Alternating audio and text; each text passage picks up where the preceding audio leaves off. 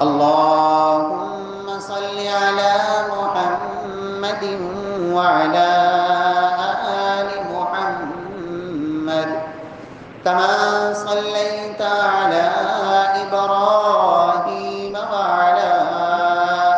آل إبراهيم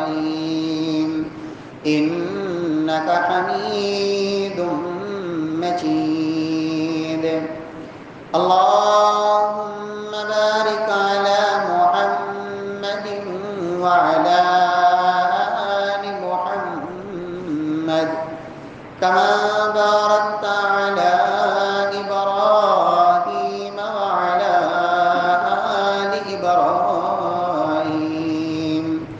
إنك حميد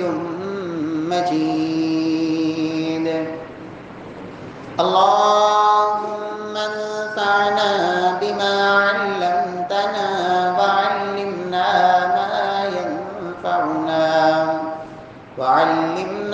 ما ينفعنا وزدنا علما. رب اشرح لي صدري ويسر لي أمري واحلل عقدة من لساني يفقهوا قولي. أعوذ بالله السميع العليم من الشيطان الرجيم من همزه ونفخه ونفسه. بسم الله الرحمن الرحيم. قل هل يستوي الذين يعلمون والذين لا يعلمون إنما يتذكر أولو الألباب. وقال الله سبحانه وتعالى في مقام آخر: يرفع الله الذين آمنوا منكم والذين أوتوا العلم درجات.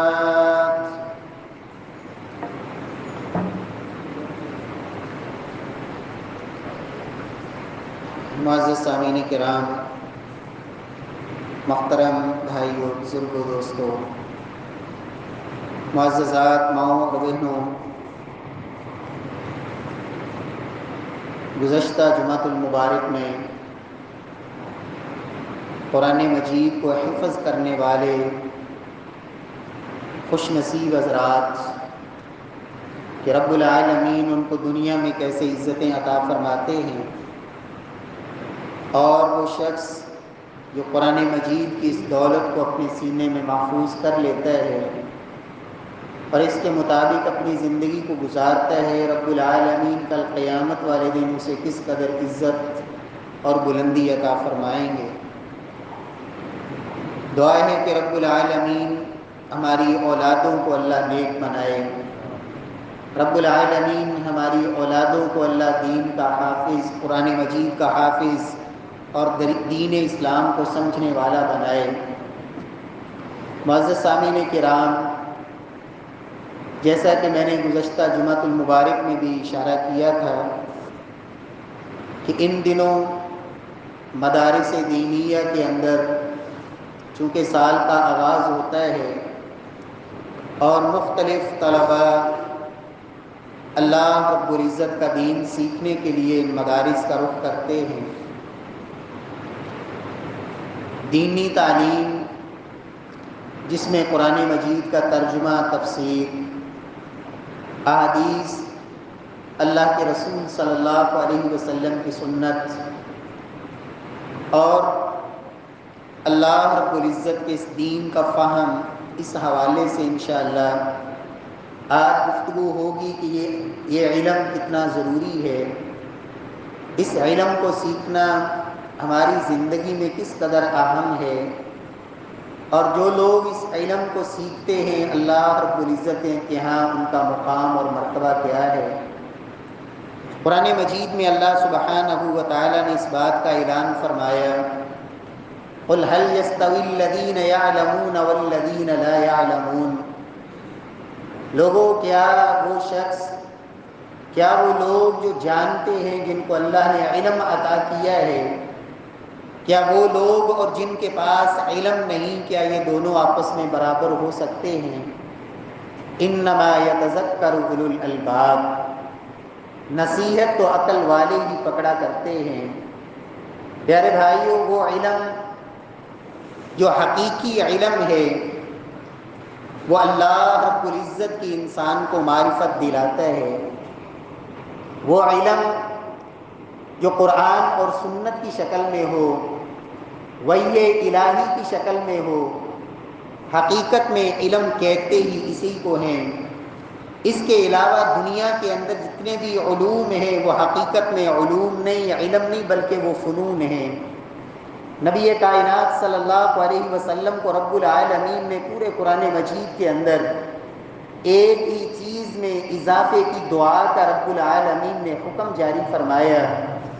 وَقُلْ رَبِّ زِدْنِي عِلْمًا،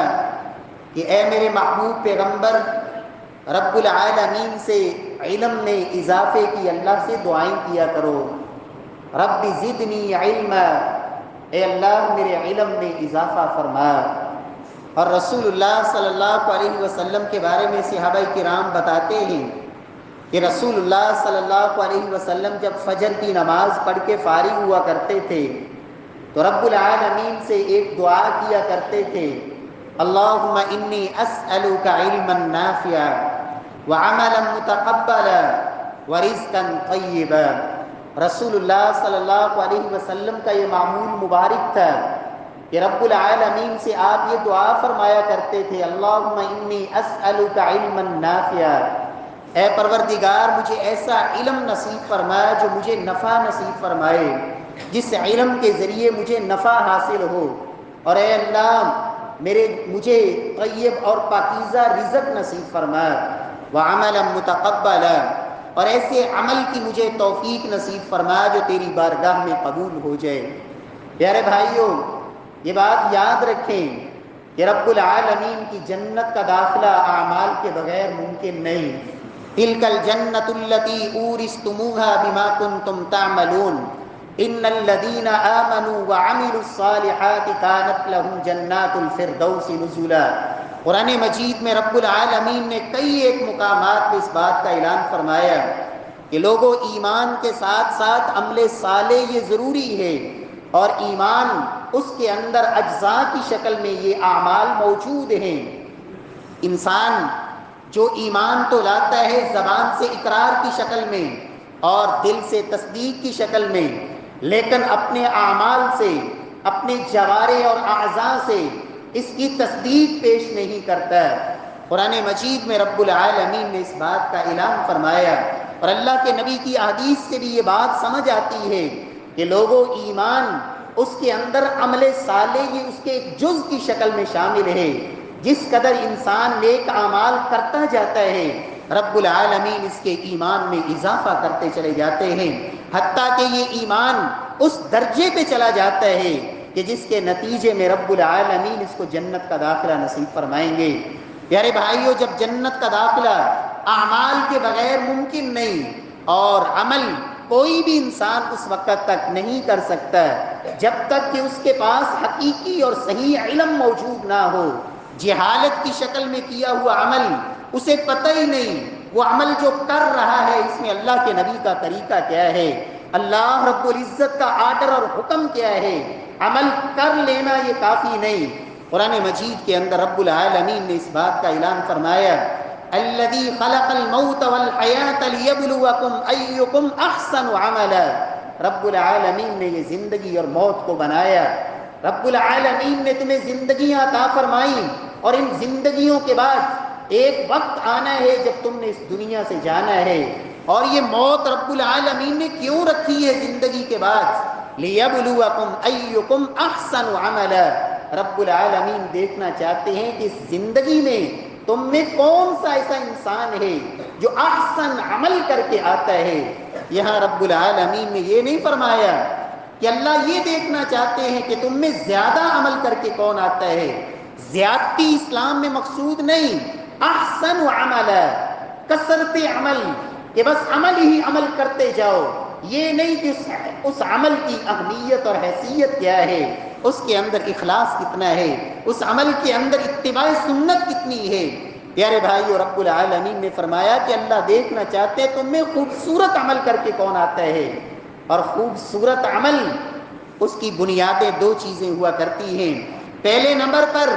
اخلص، کہ وہ عمل خالصتاً اللہ کی رضا کے لیے کیا جائے، اس کے اندر رب العالمین کے ساتھ کسی غیر کو شریک نہ بنایا جائے۔ جتنا مرضی آپ کا عمل اعلیٰ اور عرفہ اور خوبصورت ہے، جب وہ عمل اللہ کی رضا کے لیے نہ ہو، چاہے وہ جہاد فی سبیل اللہ کیوں نہ ہو، چاہے وہ اللہ کے قرآن کا حفظ، قرآن مجید کی دینی تعلیم اور پورے کا پورا دین کو سمجھنا، پیارے بھائیوں اسی طرح اپنی پوری کی پوری جمع پونجی اور اپنا مال و دولت رب کے راستے میں لوٹا دینا، اگر اخلاص نہیں، رب کی رضا نہیں، اللہ وحدہ لا شریک کے لیے وہ عمل نہیں کیا گیا، رب العالمین کے ہاں وہ عمل قابل قبول نہیں بلکہ وہ مردود ہے۔ اور دوسری بنیاد اللہ کے نبی کا طریقہ، محمد مصطفیٰ کی سنت ہے۔ عمل انسان جتنا مرضی مخلص ہو کے کر لے، ایک اللہ کے لیے کیا ہے، لیکن وہ عمل محمد مصطفیٰ کے اسوہ کے مطابق نہیں، اللہ کے نبی کے بتائے ہوئے طریقے کے مطابق نہیں۔ من احدث فی امرنا ھذا ما لیس منہ فہو رد۔ کتنے لوگ ہیں کل قیامت والے دن محبوب کبریا کی طرف آ رہے ہوں گے، حوض کوثر پہ آپ موجود ہوں گے، لوگ قدم اٹھا رہے ہیں، چلے آ رہے ہیں، اور چہرے چمکتے ہیں، اعضاء وضو والے روشن ہیں، لیکن درمیان میں دیواریں حائل کر دی گئی، پردے ڈال دیے گئے۔ سحقاً لسحقاً لمن غیر بعدی۔ وجہ کیا ہے؟ عمل کرتے رہے، چہرے پہ تھکاوٹ کے نشان، عاملۃ ناصبہ تصلی نارا حامیہ۔ عمل بڑے کیے ہیں لیکن جہالت کی صورت میں، علم کوئی نہیں تھا، عمل کی بنیاد کوئی نہیں تھی، اتباع سنت کا اور اللہ کے نبی کا طریقہ اور نمونہ موجود نہیں تھا۔ اس لیے پیارے بھائیوں، اللہ کے رسول نے فرمایا تھا طلب العلم فریضۃ علی کل مسلم، بلا کسی تفریق کے محمد مصطفیٰ صلی اللہ علیہ وسلم نے فرمایا جو شخص بھی مسلمان ہے، اپنے آپ کو مسلمان کہلواتا ہے، لا الہ الا اللہ محمد الرسول اللہ پڑھتا ہے، شہادتین کا اقرار کرتا ہے، ضروری نہیں کہ وہ کسی غریب گھرانے سے تعلق رکھتا ہو، ہاں ضروری نہیں کہ جس کا باپ دنیا سے چلا گیا ہو کہ چلو اب یتیم ہو گیا ہے، اسے چلے دین کے لیے وقف کر دیتے ہیں، اسے اللہ کا دین پڑھنے پہ لگا دیتے ہیں، چلے گھر کے اندر کوئی اپنا کاروبار کوئی نہیں، کوئی اپنی دکانیں کوئی نہیں، کوئی اپنی پراپرٹی اور جائیدادیں کوئی نہیں، لہٰذا چلیں اسے دین کے علم پہ لگا دیتے ہیں۔ اللہ کے رسول نے فرمایا طلب العلم فریضۃ علی کل مسلم، فرمایا لوگوں اتنا علم سیکھنا کہ انسان کو یہ پتہ چل جائے کہ یہ حلال ہے، یہ حرام ہے، یہ پاک ہے، یہ نجس ہے، یہاں میرے لیے نفع ہے، یہاں نقصان ہے، یہ اللہ کے نبی کا طریقہ ہے، یہ شیطان کا راستہ ہے، یہ رحمان کے بندوں کا طریقہ ہے، یہ اللہ والوں کا راستہ ہے، اور یہ شیطان کے حواریوں اور پجاریوں کا راستہ ہے۔ پیارے بھائیوں، وگرنہ انسان عمل بھی کرتا ہے، فتنوں کا شکار بھی ہوتا ہے، زندگی بھر عمل کرے گا، لیکن اللہ رب العزت کے بتائے ہوئے اور محمد مصطفیٰ کے بتائے ہوئے اور لائے ہوئے دین کے مطابق نہیں، عمل بھی کرتا رہا لیکن جہالت میں ڈوبا رہا۔ میرے پیارے بھائیوں، اتنا علم کم از کم، طلب العلم فریضۃ علی کل مسلم۔ اللہ کے رسول نے فرمایا تھا لوگوں ایک وقت آئے گا دین کا علم ایسے مٹے گا جس طرح کپڑے کے اوپر بنے ہوئے نقش و نگار مٹتے ہیں، ایک جگہ سے دھاگا اکھڑا، ایک بوٹا اور ایک اس کے اوپر بنی ہوئی بیل وہ اکھڑ گئی، فرمایا جس طرح کپڑے کے اوپر بنے ہوئے یہ نقش و نگار ایک ایک کر کے ادھڑتے جاتے ہیں اور مٹتے جاتے ہیں، فرمایا دین اسلام بھی اسی طرح اٹھتا اور مٹتا جائے گا، حتیٰ کہ ایک وقت آئے گا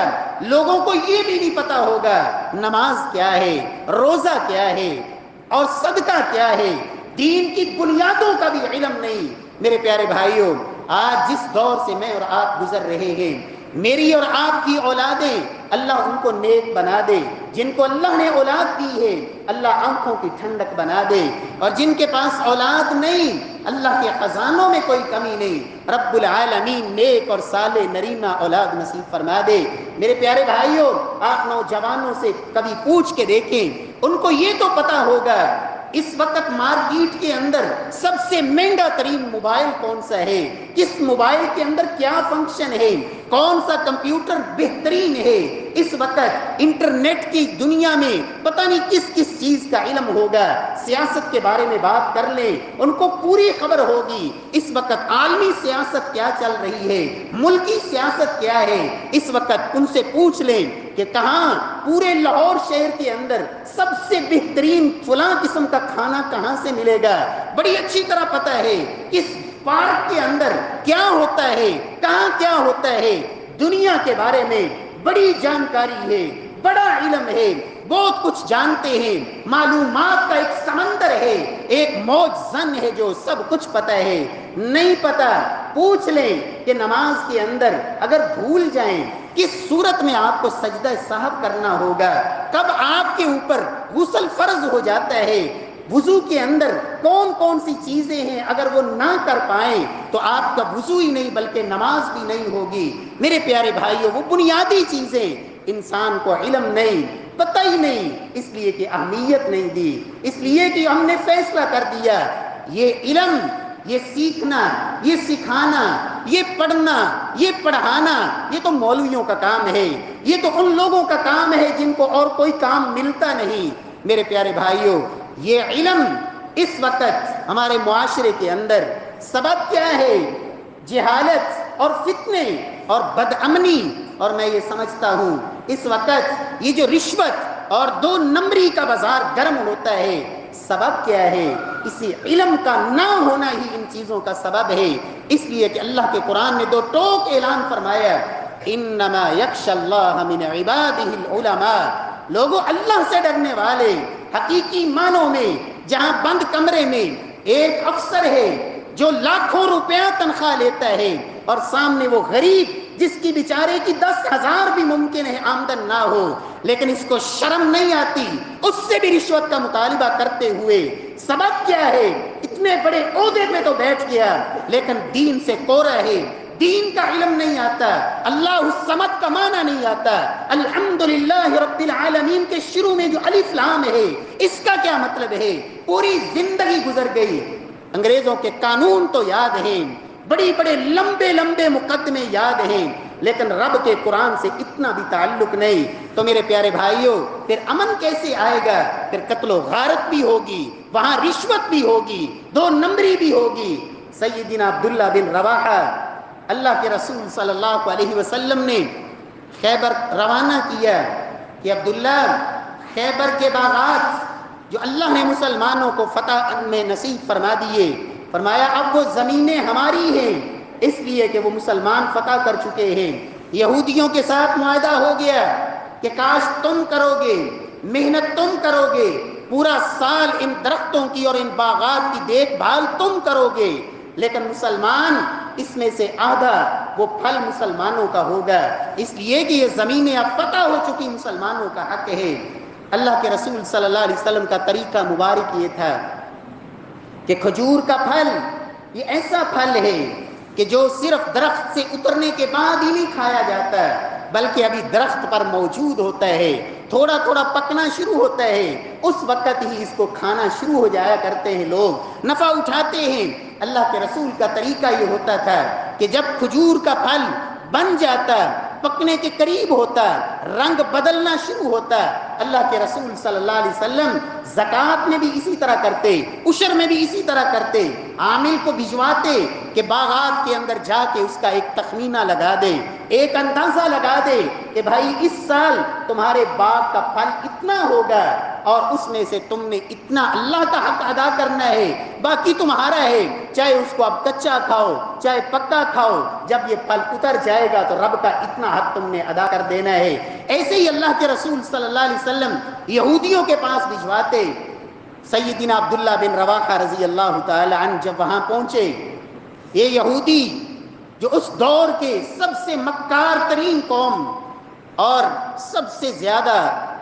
سود کا اس وقت بھی کام کرنے والے یہی لوگ، اور اس وقت بھی پوری دنیا کو ایک سودی شکنجے کے اندر جکڑا ہوا ہے، رشوت اور یہ ساری چیزیں اس وقت بھی ان لوگوں میں موجود تھیں۔ سیدنا عبداللہ بن رواحہ کے وہاں پہنچنے سے پہلے انہوں نے وہاں کچھ زیور جمع کیے، سونا جمع کیا۔ عبداللہ بن رواحہ رضی اللہ تعالیٰ عنہ جب وہاں پہنچے، ایک عامل بن کے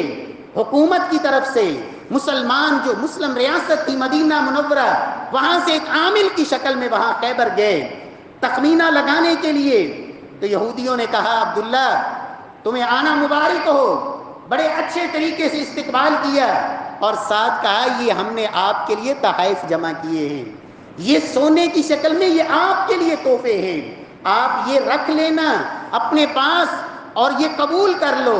اور جو باغات کا تم نے تخمینہ لگانا ہے اس میں ہمارے اوپر نرمی کر دینا، جتنا مسلمانوں کا حق ہے اتنا نہیں کم بتا دینا۔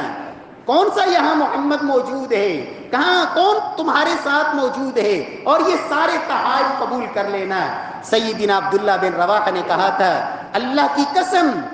تم لوگ مجھے رشوت اور جہنم کی آگ پیش کر رہے ہو، رب کعبہ کی قسم ایک پائی بھی میں کمی نہیں کروں گا، اور میرے نزدیک تم سب سے بدترین قوم ہو جو اس قدر آنے والے عاملین کو بھی گمراہ کرنا چاہتے ہو۔ میرے پیارے بھائیوں، یہ ایمان اور یہ اللہ کا خوف اور ڈر یہ کب آتا ہے؟ جب انسان کو اللہ کے دین کا پتہ ہو، قرآن مجید کی تعلیمات کا پتہ ہو، محمد مصطفیٰ صلی اللہ علیہ وسلم کے لائے ہوئے دین سے واقف اور باخبر ہو، اور اسے پتہ ہو کہ یہ دنیا کی زندگی یہ سدا اور ہمیشہ رہنے والی نہیں، یہاں لاکھوں کروڑوں اور اربوں خربوں جتنی مرضی جائیدادیں بنا لیں، ایک وقت آئے گا کہ تیرے پاس سب کچھ ہے لیکن تو یہاں سے خالی ہاتھ جا رہا ہے، آگے تو کچھ ساتھ لے کے نہیں جانا۔ یقول ابن آدم مالی مالی مالی، اللہ کے نبی نے فرمایا تھا ابن آدم کہتا ہے میرا مال میرا مال میرا مال، حالانکہ اس کا مال نہیں، یہ تو چھوڑ کے جانے والا ہے، اس کا مال صرف وہ ہے جو اس نے کھا لیا اور ختم کر دیا، جو پہن لیا کو سیدھا کر دیا، اور جس کو اپنے ہاتھ سے اللہ کی راہ میں دے کے آخرت کے لیے ذخیرہ کر لیا، باقی تو چھوڑ کے جانے والا ہے۔ تو پیارے بھائیوں سمجھ یہ آتی ہے، اگر چاہتے ہیں ہمارے معاشرے کے اندر امن قائم ہو اور بدعنوانی تمام محکموں سے ختم ہو، پھر ضرورت اس بات کی ہے کہ ہر محکمے میں ہر پوسٹ پہ جانے والا شخص کم از کم دنیاوی تعلیم کے ساتھ ساتھ اسے اتنا تو علم ہونا چاہیے، قرآن مجید کی بنیادی تعلیمات اور اللہ کے نبی صلی اللہ علیہ وسلم کی لائی ہوئی جو آپ کا لایا ہوا دین ہے اس کی بنیادی تعلیمات سے تو اسے واقفیت ہونی چاہیے۔ رب العالمین توفیق نصیب فرمائے۔ پیارے بھائیو، جس معاشرے کے اندر علماء نہیں ہوتے، صحیح رہنمائی کرنے والے، اللہ کا دین سچا بتانے والے، جس معاشرے میں ان علماء کا وجود نہیں ہوتا اس معاشرے کے اندر پھر فساد برپا ہوتا ہے، قتل و غارت ہوتی ہے، لوگوں کی گردنیں اڑتی ہیں جہاں صحیح رہنمائی کرنے والے علماء موجود نہ ہوں۔ نبی کائنات صلی اللہ علیہ وسلم نے فرمایا تھا صحیح بخاری میں بنی اسرائیل کا یہ واقعہ، اللہ کے رسول صلی اللہ علیہ وسلم فرماتے ہیں کہ بنی اسرائیل میں ایک شخص تھا جس نے 99 قتل کیے، 99 قتل کرنے کے بعد اس کے دل میں اللہ کا خوف پیدا ہوا اور اس نے کہا کہ مجھے توبہ کرنی چاہیے، مجھے اللہ سے معافی مانگنی چاہیے۔ وہ ایک شخص کے پاس گیا، بتایا اسے کہ میں نے 99 قتل کیے ہیں، کیا اب میرے لیے توبہ کا کوئی راستہ باقی ہے؟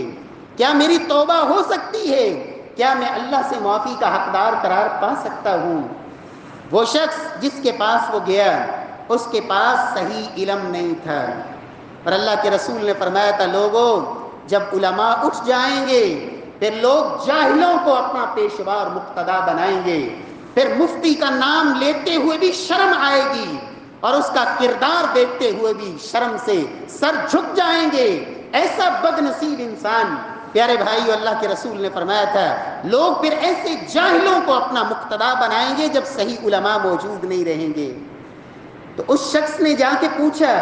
کہا 99 قتل اور توبہ، کہا ممکن نہیں،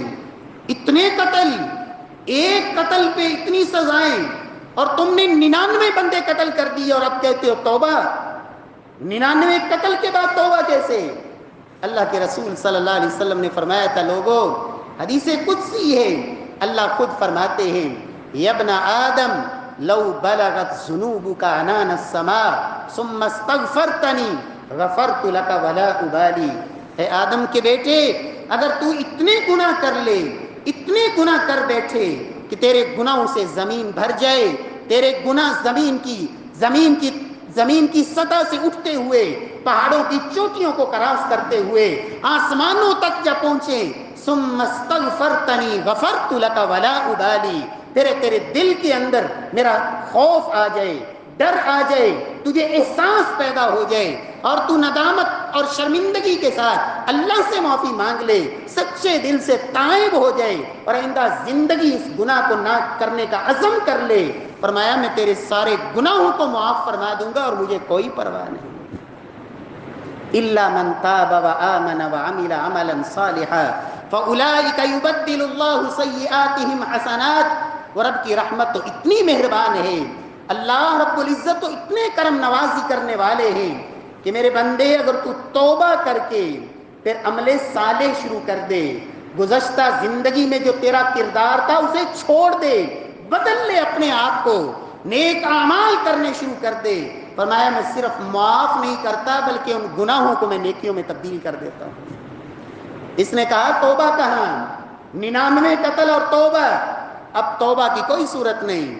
اس نے تلوار پکڑی اور اس کی بھی گردن اڑا دی۔ 100 قتل، اس کا مطلب یہ ہوا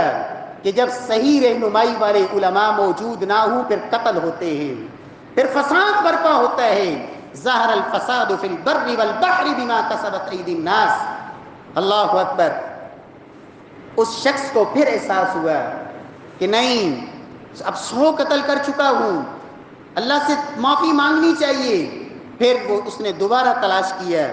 پھر کسی ایسے عالم کے پاس پہنچا جس کے پاس واقعی ہی حقیقی علم تھا،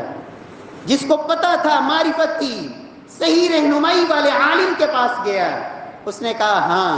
100 قتل بھی کر لیے ہیں تو توبہ کا راستہ ابھی بھی باقی ہے،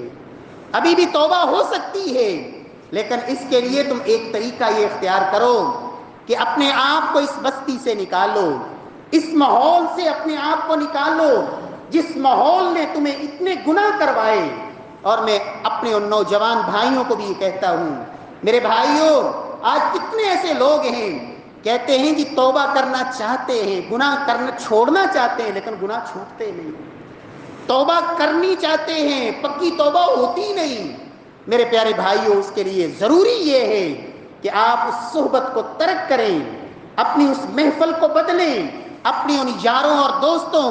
اور ان دوستیوں کو چھوڑیں جن دوستیوں نے آپ کو یہاں تک پہنچایا، جن مجلسوں نے آپ کو رب کا باغی بنایا، جن صحبتوں نے آپ کو شیطان کا حواری اور رحمان کے راستے سے ہٹا دیا، اس جگہ کو ترک کرو جس جگہ پہ تم سے گناہ ہوتے رہے۔ کہا ایک طریقہ ہے کہ تم اس بستی سے نکلو،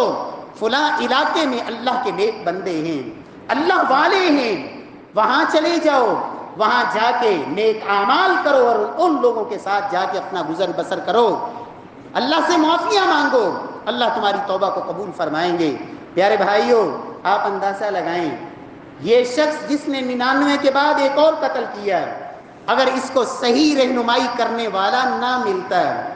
کسی اور جاہل سے واسطہ پڑ جاتا ہے، کسی اور ایسے شخص سے واسطہ پڑتا جس کے پاس صحیح علم نہیں تھا، ممکن ہے یہ مزید کتنے اور قتل کرتا ہے، کتنے اور قتل کرتا ہے۔ آج لوگوں کو منبر رسول سے بھی، اور اس لیے سلف کہا کرتے تھے لوگوں فانظروا عمن تأخذون دینکم، لوگوں دیکھا کرو دین کن لوگوں سے لے رہے ہو، کن سے دین سیکھ رہے ہو، کس بندے سے دین لے رہے ہو۔ فاقد الشیء لا یعطی،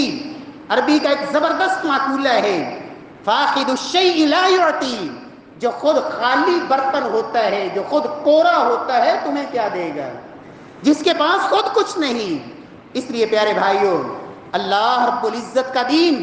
وہ وہی ہے جو اللہ نے آسمان سے اتارا ہے، جس کی تکمیل محمد مصطفیٰ صلی اللہ علیہ وسلم کی زندگی میں ہو گئی، اور اس دین کی ہمیں کتنی ضرورت ہے، اس دین کو سیکھنے کی کتنی ضرورت ہے۔ امام احمد بن حنبل رحمۃ اللہ علیہ فرمایا کرتے تھے، الناس الى العلم احوج منهم الى الطعام والشراب فان الرجل يحتاج الى الطعام والشراب مرة۔ امام احمد بن حنبل امام اہل السنہ والجماعہ، رب العالمین نے ان سے اللہ کے دین کا بڑا کام لیا، بڑی دین کی خدمت کا کام لیا۔ امام احمد بن حنبل فرمایا کرتے تھے، لوگوں، انسان کو اس حقیقی علم کی جو اللہ کے قرآن اور محمد مصطفیٰ کی سنت کی صورت میں ہے، اس علم کی انسان کو اس قدر زیادہ ضرورت ہے جس قدر انسان کو زندہ رہنے کے لیے کھانے اور پینے کی ضرورت ہے،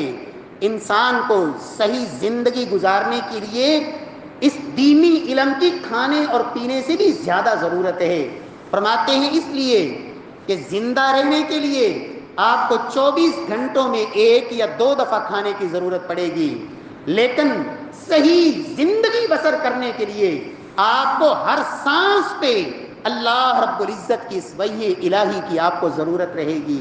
فرماتے ہیں ہر سانس پہ آپ کو اس علم کی ضرورت ہے، اس لیے یہ علم کھانے پینے سے بھی زیادہ انسان کی ضرورت ہے۔ اور امام عبداللہ بن مبارک رحمۃ اللہ علیہ اس علم کی عظمت کو بیان کرتے ہوئے کہتے ہیں، لوگوں، اگر مجھے پتہ چل جائے کہ میری زندگی کا صرف 1 دن باقی ہے، میری زندگی ختم ہو چکی ہے، صرف 1 دن باقی ہے، تو وہ 1 دن میں کیسے گزاروں گا؟ فرماتے ہیں بتعلیم الناس الخیر، فرماتے ہیں میں لوگوں کو اللہ کا دین سکھانے اور رب کا دین سیکھنے میں اپنا وہ دن بسر کروں گا، اس لیے کہ اس دنیا کے اندر اللہ کا دین سیکھنا اور سکھانا اس سے بڑا نیک عمل اور ہے ہی کوئی نہیں، اس سے بڑا نیک عمل کوئی نہیں۔ اور امام حسن بصری رحمۃ اللہ علیہ کبار صحابہ کرام کے شاگرد، اور حسن بصری کے بارے میں علماء نے کہا، حسن جب بولتے ہیں تو ایسے جیسے نبوت کی زبان بولتے ہیں، ان کی زبان سے نکلے ہوئے کلمات اتنے قیمتی ہوتے ہیں۔ حسن بصری رحمۃ اللہ علیہ کہا کرتے تھے، لا اعلم درجۃ بعد النبوہ من بث العلم، فرماتے ہیں نبوت کے درجے کے بعد اس دنیا کے اندر سب سے بڑا درجہ نبوت کا درجہ ہے، انبیاء کرام کا درجہ ہے۔ فرماتے ہیں اس نبوت کے درجے کے بعد اللہ کا علم لوگوں تک پہنچانا، اس سے بڑا درجہ میں دنیا میں اور کوئی جانتا ہی نہیں۔ سیدنا عبداللہ بن عباس کہا کرتے تھے، تذاکر العلم ساعہ خیر من احیاء لیلہ، لوگوں، ایک بندہ ساری رات اللہ کے سامنے تہجد میں کھڑا ہو جائے اور رات گزر جائے قیام کے اندر کھڑے کھڑے، فرماتے ہیں دوسری طرف ایک شخص صرف 1 لمحے کے لیے کسی کے ساتھ بیٹھ کر اللہ کے دین کی بات کر لے، اسے دین کی بات سکھا دے یا اس سے سیکھ لے، فرماتے ہیں ساری رات کی تہجد سے میرے نزدیک 1 لمحہ اللہ کے دین کے سیکھنے اور سکھانے میں بسر کرنا یہ زیادہ بہتر ہے۔ رب العالمین ہمیں دین کا علم سیکھنے کی اللہ توفیق نصیب فرمائے، اس علم کے لیے اللہ ہمیں وقت نکالنے کی ہمت بخشے۔ اللہ کے رسول نے فرمایا تھا، لوگو ان العلماء ورثۃ الانبیاء، لوگوں جو علماء ہوتے ہیں یہ انبیاء کے وارث ہوا کرتے ہیں۔ رب العالمین ہمیں اس وراثت سے اللہ حصہ نصیب فرمائے، اللہ ہماری اولادوں کو اس وراثت سے حصہ نصیب فرمائے۔ لوگ کہتے ہیں کہ اب تو عمر بڑی ہو گئی ہے، اب تو 40 سال ہو گئی، 50 سال ہو گئی، اب کیسے علم سیکھ سکتے ہیں؟ سعودی عرب کے بہت بڑے شیخ عبد المحسن العباد، ان سے کسی نے سوال کیا مسجد نبوی کے اندر کہ حضرت کیا 50 سال کی عمر کے بعد کیا اللہ کے قرآن کا حفظ کرنا ممکن ہے؟ کہ ایک بندے کی عمر 50 سال ہے اور وہ قرآن حفظ کرنا چاہتا ہے، کیا یہ ممکن ہے؟ شیخ عبد المحسن العباد جو حدیث کے اس وقت بہت بڑے عالم ہیں، اللہ اکبر، کیا جواب دیتے ہیں؟ کہتے ہیں اس کے لیے عمر کی کوئی قید نہیں، اس کے لیے آپ کو سچا شوق، جذبہ، تڑپ اور لگن چاہیے۔ فرماتے ہیں میں عبد المحسن آپ کے سامنے بیٹھا ہوں، میں نے 55 سال کی عمر میں اللہ کا قرآن حفظ کیا ہے، 55 سال کی عمر میں قرآن حفظ کیا ہے۔ اور پھر انہوں نے اگلی بات یہ بتائی، کہا کبھی صحابہ کرام کی سیرت پڑھ کے دیکھو، کتنے صحابہ آپ کو ملیں گے جو مسلمان ہی اس وقت ہوئے ہیں جب ان کی عمریں 50 سال سے زائد تھی. کوئی 70 سال کی عمر میں مسلمان ہو رہا ہے, کوئی 60 سال کی عمر میں مسلمان ہو رہا ہے, تو وہ تو کہہ دیتے بس اب وقت گزر گیا ہے, اب علم سیکھنے کی کیا ضرورت ہے, اب علم سیکھنے کی کیا ضرورت ہے. میرے پیارے بھائیوں, حصول علم, تعلیم بالغاں, ایک طریقہ یہ ہے کہ آپ باقاعدہ وقت نکال کے باقاعدہ اہل علم کے سامنے بیٹھیں اور اللہ کا دین سیکھیں. اور اگر یہ نہیں ہو سکتا, کم از کم میرے پیارے بھائیوں, ایک طریقہ تو یہ ہے کہ آپ اپنی مسجد کے اندر باقاعدہ اہتمام کروائیں, انتظامیہ سے یہ مطالبہ کریں کہ یہاں بڑوں کے لیے بھی تعلیم کا انتظام ہونا چاہیے, قرآن مجید کے ترجمے کی کلاس ہونی چاہیے, اللہ کے نبی کی حدیث کا درس ہونا چاہیے, باقاعدہ حدیث کو ایک ترتیب سے پڑھایا جائے کہ ہم آپ کی مسجد کے نمازی ہیں,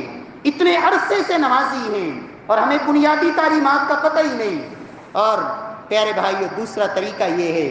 کہ آپ اللہ کے گھر کے اندر 8 دن کے بعد کم از کم جمعے والے دن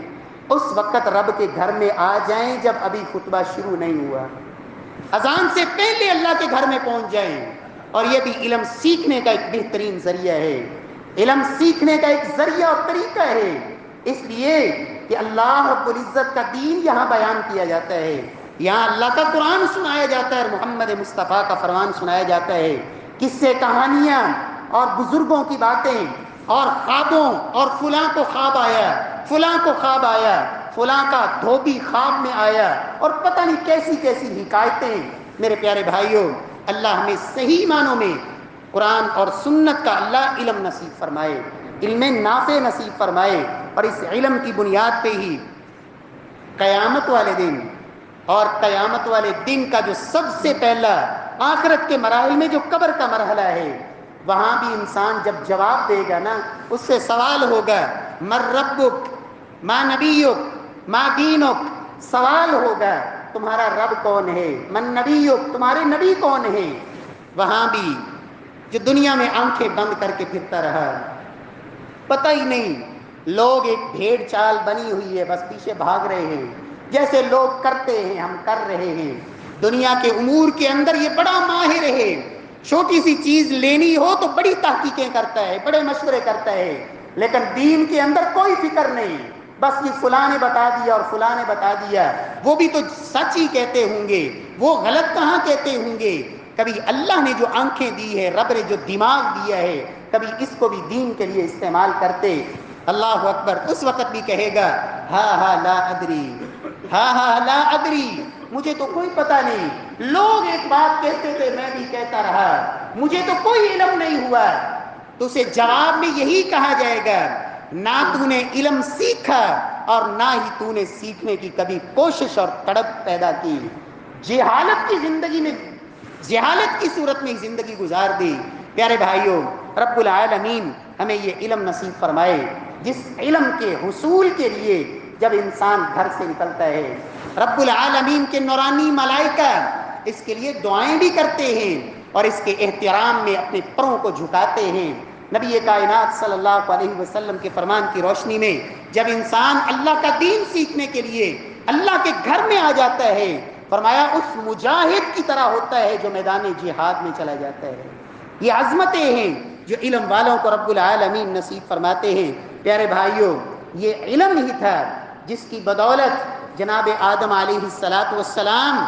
ان کے سامنے فرشتوں کو سجدہ کرنا پڑا. وعلم آدم الاسماء كلها, آدم کے پاس علم تھا جو رب نے سکھایا اور فرشتوں کو اس کا علم نہیں تھا. رب العالمین نے جناب آدم کے سامنے ان فرشتوں کو سجدے کا آرڈر دیا. یہ علم ہی تھا کہ اللہ کا وہ پیغمبر جسے جناب سلیمان علیہ السلام, جن جیسی بادشاہت رب نے کسی کو نصیب ہی نہیں فرمائی, اتنا بڑا بادشاہ جس کی بادشاہت انسانوں پر, چرند پرند پر, حتیٰ کہ ہوا پہ بھی آرڈر چلتا ہے, اتنا بڑا حکمران, لیکن اس کی عدالت میں بھی اگر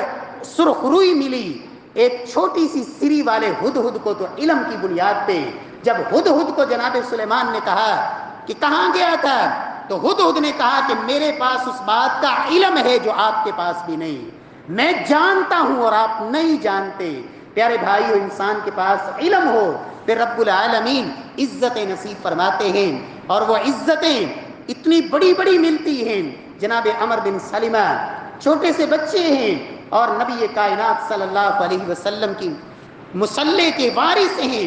اپنی قوم اور قبیلے کو نماز پڑھاتے ہیں۔ علم کی وجہ سے جناب عبداللہ بن عباس، سیدنا عمر فاروق رضی اللہ تعالی عنہ، ان کی مجلس شورا کے اہم ترین رکن ہیں، اہم ترین ایک رکن ہیں، جبکہ دیگر صحابہ کرام کے بچوں کو اس مجلس میں نہیں آنے دیا جاتا، صرف کبار صحابہ بیٹھتے ہیں۔ سبب کیا ہے کہ عبداللہ کے پاس جو علم ہے وہ باقی بچوں کے پاس نہیں۔ اس علم کی وجہ سے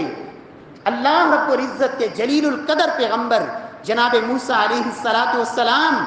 جناب خضر ان کے سامنے بے بس ہوئے اور کہا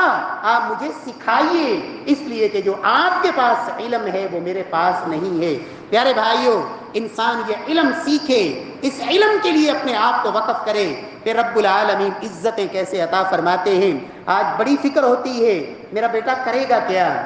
لوگ پہلا سوال یہی کرتے ہیں، مولوی صاحب ہمارا بچہ مدرسے میں چلا گیا، وہاں سے پڑھ لیا، اس کے بعد کیا کرے گا، کھائے گا کہاں سے، کمائے گا کہاں سے۔ میرے پیارے بھائیوں، انسان جب اپنے آپ کو اس علم کے لیے وقف کرتا ہے پھر رب العالمین دنیا کو اس کے پیچھے لگا دیتے ہیں، دنیا خود پیچھا کرتی ہے۔ اللہ اکبر۔ امام عطا بن ابی رباح، اسود، اعمى، اعرج، افطس، چار بڑے بڑے عیب بیان کیے گئے کہ امام عطا بن ابی رباح، پہلا عیب کیا ہے، اعمى، آنکھوں کی بینائی سے محروم ہے نبی نے، اعمى، اعرج، اور ٹانگیں بھی صحیح نہیں، ایک ٹانگ سے لنگڑے ہیں، اور اس کے ساتھ ساتھ اعمى اور اعرج اور اسود، رنگ بھی کالا سیاہ ہے، کوئی خوبصورتی نہیں، کالا سیاہ رنگ۔ اور چوتھا عیب افطس، ناک بھی موٹی ناک، چپٹی ناک۔ اللہ اکبر۔ عطا بن ابی رباح رحمہ اللہ، لیکن جب اللہ کے دین کو سیکھنے کے لیے ڈیرا جمایا، خود کہتے ہیں 20 سال تک میرا بستر مسجد حرام میں رہا، 20 سال تک مسجد حرام میں میرا بستر ہوا کرتا تھا، اللہ کے دین کے لیے وقف کیا۔ پھر وہ وقت آیا کہ ہاتھ میں وقت ہے سلیمان بن عبد الملک، اور مسئلہ پیش آتا ہے، لوگ کہتے ہیں ارض حجاز کے اندر اس وقت عطا بن ابی رباح سے بڑا مفتی ہے ہی نہیں، اگر مسئلہ پوچھنا ہے تو عطا بن ابی رباح کے پاس جاؤ۔ اور ارض حجاز، مکہ اور مدینہ جو علم کا مرکز اور منبع اور مصدر، کہا اس وقت یہاں سب سے بڑے اگر عالم اور مفتی ہے تو عطا بن ابی رباح رحمۃ اللہ علیہ ہیں۔ تو ہاتھ میں وقت، آ کے لین میں لگا ہوا ہے، اپنے بیٹے ساتھ ہے، انتظار میں ہے، اس لیے کہ میں محتاج ہوں اس کے علم کا، اور مجھے آج اس کے علم کی ضرورت ہے۔ اور خود اپنے بیٹوں کو کہتا ہے کہ میرے بیٹو،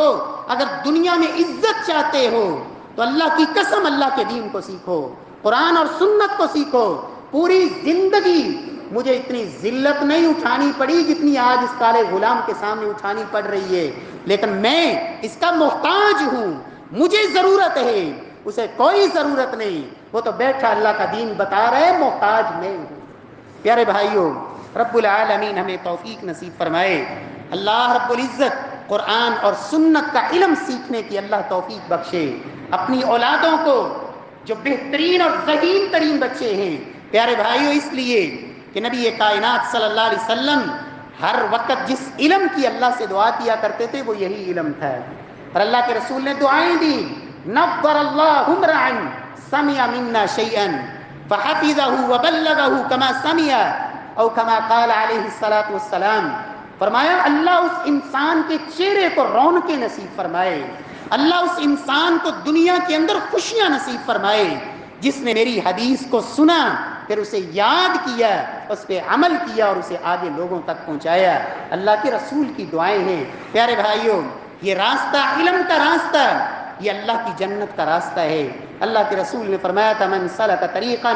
یلتمس فیہ علما سہل اللہ لہ بہ طریقا الی الجنہ۔ جو اللہ کا دین سیکھنے کے لیے گھر سے نکلتا ہے، اللہ اس کے اس راستے کو اللہ جنت کا راستہ بنا دیتے ہیں۔ رب العالمین ہمیں نافع علم نصیب فرمائے، ایسا علم نصیب فرمائے جو نفع دینے والا ہو، جو وبال بن جائے اور انسان کے لیے کل قیامت والے دن ذلت اور رسوائی کا باعث بن جائے۔ اللہ ایسے علم سے ہمیں محفوظ فرمائے، اور وہ حقیقی علم جو انسان کو اللہ کی معرفت دلاتا ہے اور انسان کو زندگی جینے کا ڈھنگ اور سلیقہ اور طریقہ سکھاتا ہے۔ رب العالمین ہمیں وہ نافع علم نصیب فرمائے۔ وأقول قولي هذا وآخر دعوانا الحمد لله رب العالمين۔